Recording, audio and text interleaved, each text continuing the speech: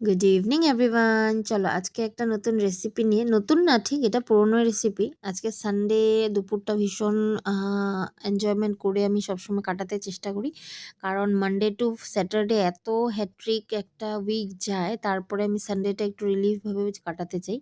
তার জন্য আজকে একটু মাছ বাজার করে নিয়েছিলাম, আর সাথে করেছিলাম, এসেছিল মাছ বাজার করলে কম্পালসারি মাছের তেলটাও চলে আসে সাথে।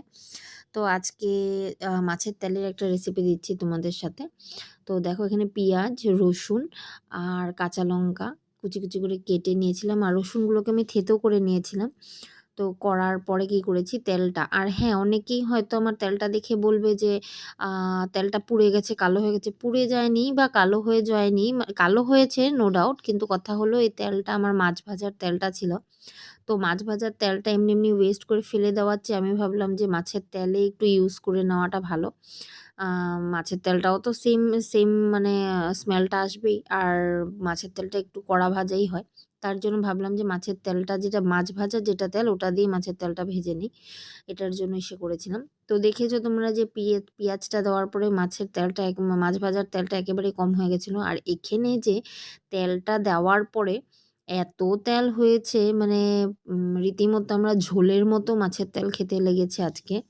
মানে আজকে আমাদের এখানে অনেকটা বেশি ঠান্ডা ছিল, যার জন্য মাছের তেলটা কি হয়েছে, এতটা জমাট বেঁধে রয়েছে, তোমরা বাটির মধ্যে দেখলেই কতখানি একদম মানে পোক্ত হয়ে আছিল, এত শক্ত হয়েছিল।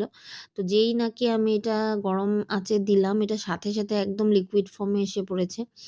আর মানে এমনিই তো মাছের মধ্যে বরফ দেওয়াই হয়, তার উপরে আজকে অনেকটা ঠান্ডা আমাদের এই যোরহাটে, বৃষ্টিও পড়েছে।